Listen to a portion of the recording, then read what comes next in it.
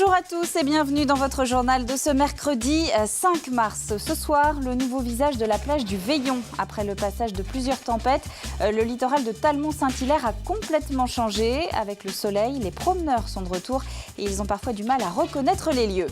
7 Français sur 10 favorables au recours à l'IVG sans restriction, un sujet pas forcément tabou mais qui suscite des débats parfois passionnés. Alors en quoi consiste exactement l'interruption volontaire de grossesse ? Eh bien les explications dans ce journal.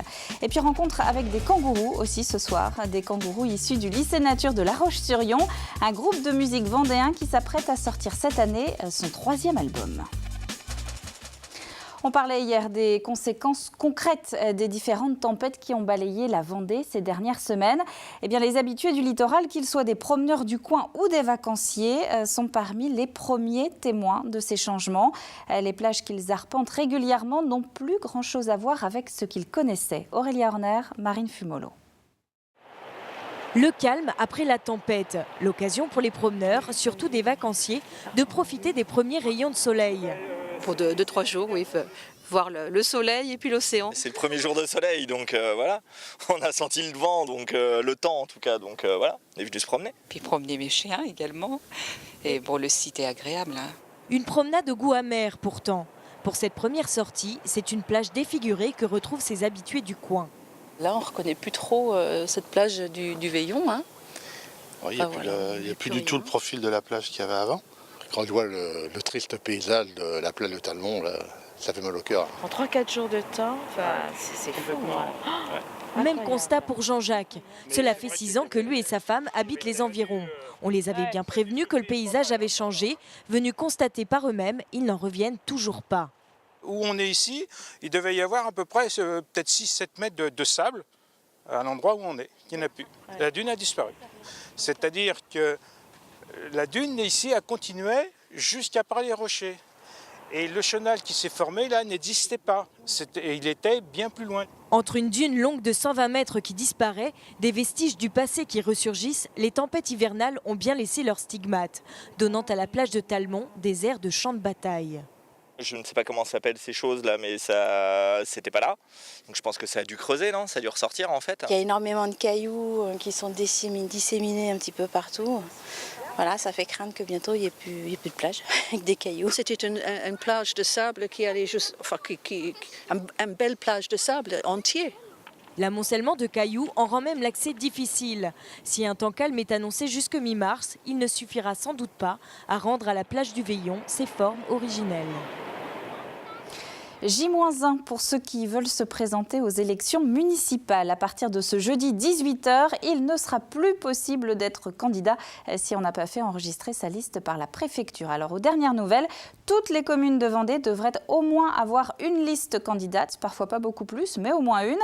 Les 15 dernières qui n'ont encore rien d'officiellement enregistré ont en tout cas des candidats qui avaient rendez-vous cet après-midi ou demain pour déposer leur dossier. Ce qui nous amène justement à reprendre notre tour des listes annoncées comme complètes dans les chefs-lieux de canton. Ce soir, direction Saint-Hilaire-des-Loges, une commune de près de 2000 habitants. 2 listes se présentent devant les électeurs. Par ordre alphabétique, comme toujours, on va commencer avec Bernard Boeuf. C'est le maire sortant. Il se présente sans étiquette. On l'écoute, il nous présente ses principaux projets. L'enfouissement des réseaux, la poursuite de l'aménagement du centre-bourg, le réaménagement total de la mairie, pour un accès aux personnes handicapées et la création de lotissements pour des personnes à mobilité réduite. Tous ces projets, bien sûr, nous avons pris l'engagement de les réaliser, mais surtout, et c'est là le point principal de notre campagne, nous ne voulons surtout pas accroître la pression fiscale. La deuxième liste est menée par Jacques Puot. Il se présente également sans étiquette. Écoutez, il développe les axes qu'il entend défendre dans cette campagne électorale. Nous souhaitons mettre en place une gestion rigoureuse, axée sur les besoins des habitants, une présence efficace à la communauté de communes, un fonctionnement collectif du conseil municipal. Nos projets seront en adéquation avec nos capacités financières, en faisant des économies et en essayant de faire baisser la pression fiscale. Et puis un tout dernier mot des municipales avec un rendez-vous à ne pas manquer. Si vous vous demandez finalement à quoi sert un maire, si ça vaut vraiment le coup de se déplacer les 23 et 30 mars prochains, eh bien rendez-vous demain soir à 21h sur TV Vendée. On se retrouve pour 1 heure d'émission spéciale sur ces municipales, de quoi devenir incollable sur le sujet. Le débat ne sera probablement jamais vraiment clos. Fin janvier, l'Assemblée nationale a voté la suppression de la notion de détresse dans la loi Veil de 1975. En clair, le texte stipule désormais que les femmes ont le droit de choisir de poursuivre ou non une grossesse, ce qui a, vous l'avez sûrement vu, suscité une nouvelle levée de bouclier de la part des anti-avortements. Ce recours à l'IVG, il concerne une femme sur 3 au cours de sa vie, principalement entre 24 et 26 ans. Les explications d'Alix Solanos. Secrétaire de gynécologie, bonjour. Au bout du fil, une femme enceinte qui souhaite avoir recours à une IVG, une interruption volontaire de grossesse. Chaque année en France, elles sont environ 220 000 dans ce cas, des femmes de tout âge et de tout milieu. Il ne faut pas croire que ça concerne les patientes en détresse, seules, sans travail. Voilà. J'ai des femmes, des chefs d'entreprise. Il y a des ados. Mais le pic d'IVG, de toute façon, c'est les 24-26. Véritablement, on voit tout, on voit même des médecins. Donc, ces situations-là, elles existent et il n'y a pas vraiment... C'est Madame Tout-le-Monde qui vient. En Vendée, 4 centres pratiquent l'IVG et dans tous les cas, le protocole est le même.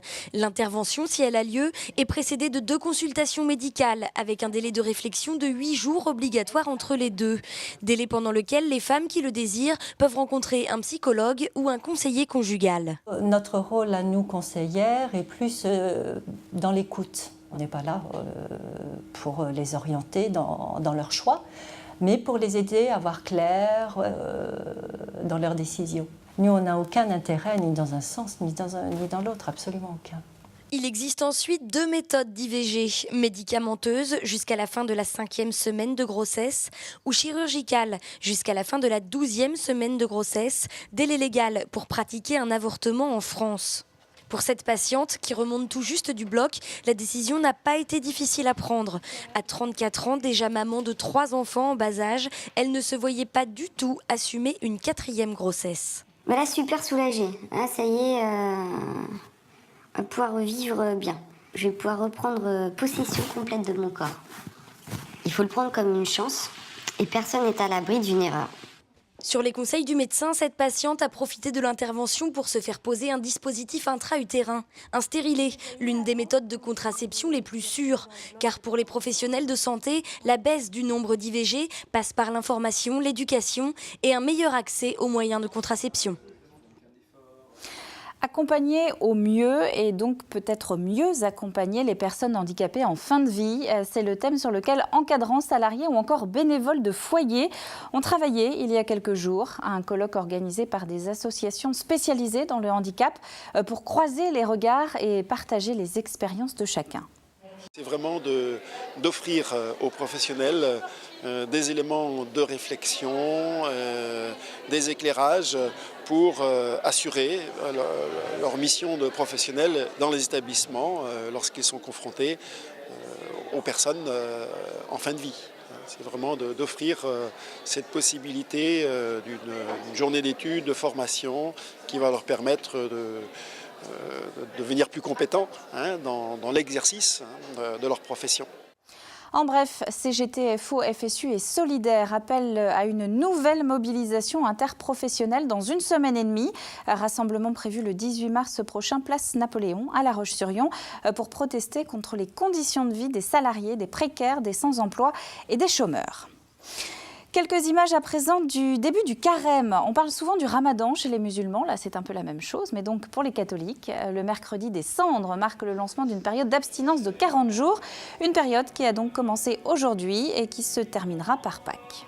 C'est une journée importante pour les chrétiens parce qu'aujourd'hui commence 40 jours de préparation à la fête de Pâques, qui cette année est le 20 avril.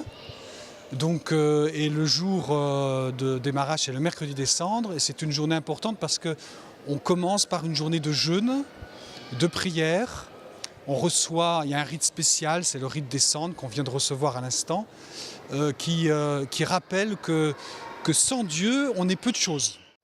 On passe maintenant au sport avec l'équipe de France de judo qui commence à prendre ses marques au Vendespace. On en parlait dans l'agenda en début de semaine. Mouilleron le Captif reçoit ce week-end les championnats de France de la discipline. Mais aujourd'hui, c'était relâche. Les athlètes ont partagé leur passion avec les jeunes licenciés de la région, dont certains handicapés. Pierre Dalicieux. Tous ici sont venus applaudir et admirer leur mentor, plusieurs membres de l'équipe de France de judo. Ces judokas de différents niveaux, tous en situation de handicap, se sont également mesurés à ces champions. Une expérience qui peut impressionner, même si certains n'ont peur de rien. Je suis le plus fort de tous les judokas. Ils sont utiles, on se sent bien, on les aide, on leur fait vivre des choses qu'ils ne vivent pas tous les jours. Pour ces médaillés de championnat d'Europe ou même du monde, il est toujours bon de venir se frotter d'un peu plus près à son public, quel qu'il soit. Ce qui est particulier avec le public des gens qui sont en situation de handicap, c'est que ça demande forcément beaucoup d'attention. Il faut être précautionneux au niveau de la sécurité. Par contre, ce qui est magnifique, c'est l'échange qu'on peut avoir parce qu'il n'y a pas de barrière. Donc c'est un vrai échange qui va au-delà du sport finalement, c'est un échange social. Un échange pour une passion commune, l'occasion pour ces sportifs de haut niveau de s'échauffer un peu pour le championnat de France de judo par équipe ce week-end au Vendespace. Alors effectivement, le championnat de France est donc prévu samedi pour les judokas filles, dimanche pour les garçons. La billetterie est sur le site internet du Vendespace. Les plages, le Puy du Fou, la Mogette, voire éventuellement le Vendée Globe, le département a des images qui lui collent à la peau. Alors pour aller un petit peu plus loin, le directeur du Centre vendéen de recherche historique vient de sortir un livre, un ouvrage publié chez First Edition dans une collection bien connue, La Vendée pour les nuls. On y retrouve les grands classiques donc, mais aussi quelques caractéristiques départementales un peu plus originales, comme le fameux miracle vendéen. Les Vendéens se sont rendus compte qu'ils n'avaient rien à attendre de Paris, du pouvoir central, et que donc s'ils voulaient s'en sortir, comme ils auraient pu aussi avoir la tentation de se recroqueviller sur eux-mêmes, se dire qu'est-ce qu'on a été malheureux, qu'est-ce qu'on nous a infligé. Ils ont voulu s'en sortir, et avec la conviction que rien ne leur serait apporté de l'extérieur et que donc tout porterait sur leurs efforts. Et j'ai l'intuition que c'est... y compris le miracle économique vendéen. C'est ce qui a créé ce dynamisme, cet esprit aussi associatif de solidarité qui caractérise la Vendée. Et on y apprend également que la Vendée est à équidistance du pôle Nord et de l'équateur. Oui, et le reste de l'interview, c'est ce soir dans la grande émission à partir de 21h. Et puis la Vendée pour les nuls, le voici, c'est donc de Michel Chamard et c'est publié à partir de demain chez First Edition. Un an après les premières auditions, la Vendée recrute ses nouveaux talents. Vous vous en souvenez peut-être, le département avait lancé l'année dernière ce casting géant, un casting de danseurs, chanteurs, comédiens, musiciens ou encore humoristes. Un grand vivier qui a ensuite alimenté une partie des festivals du département. Eh bien, en 2014, le concept reste le même. 200 artistes ont posté leur candidature, 80 ont été retenus. Ils passent cette semaine devant le jury. Comme l'an dernier, donc, chaque lauréat recevra un chèque de 1 000 € qui lui permettra d'avancer dans son projet artistique. Alors, ce n'est pas la seule récompense, en fin de compte, parce que l'autre récompense qui n'est pas négligeable non plus, c'est une récompense artistique, puisque les lauréats, nous les programmons dans nos différents spectacles organisés par le Conseil général, pense au festival ou bien à Vendée en scène. Comme quoi les écoles ont parfois du bon, apparemment un petit peu dissipé alors qu'ils étaient au lycée nature de La Roche-sur-Yon. Une poignée de garçons a décidé en pleine retenue de monter un groupe de musique. On était en 2003 et depuis, les kangourous ont canalisé leur énergie. Ils enchaînent les concerts comme les disques. Cyril Guillet.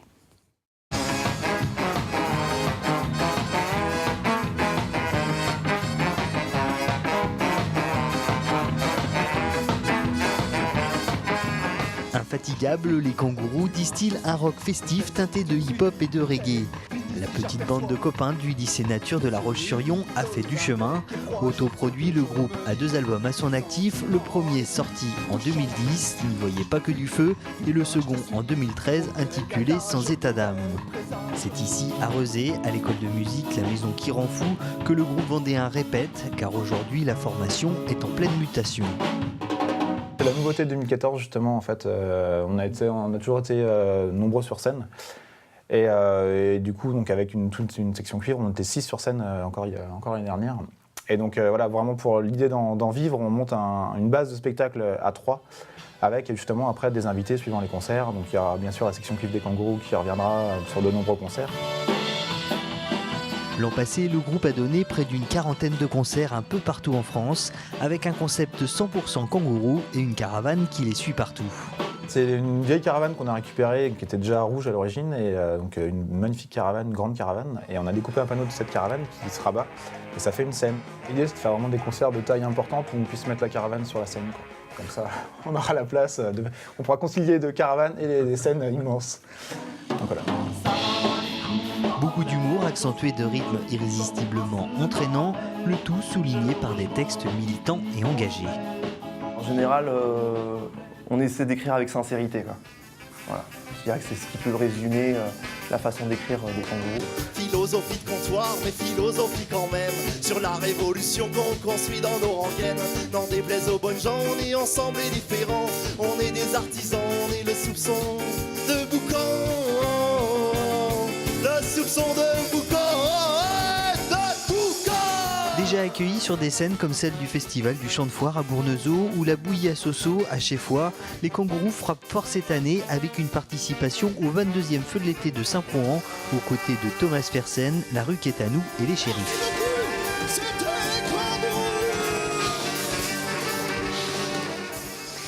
Les Kangourous qui sont en train de finir leur 3e album, sa sortie est prévue courant 2014. Avant de se quitter, eh bien, un mot du temps de demain. On va d'ailleurs en profiter parce que ça fait longtemps qu'on n'avait pas eu de bonnes nouvelles comme ça. Après la belle journée de ce mercredi, eh bien, le soleil joue les prolongations. Quelques nuages bas le matin, c'est vrai, mais ciel bleu ensuite et jusqu'à 16 degrés dans les terres. Le bulletin complet, c'est dans un instant. C'est la fin de ce journal. Merci à vous de l'avoir suivi. On se retrouve évidemment demain, même heure, pour le prochain point sur l'actualité vendéenne. D'ici là, très bonne soirée à vous tous sur TV Vendée et à demain.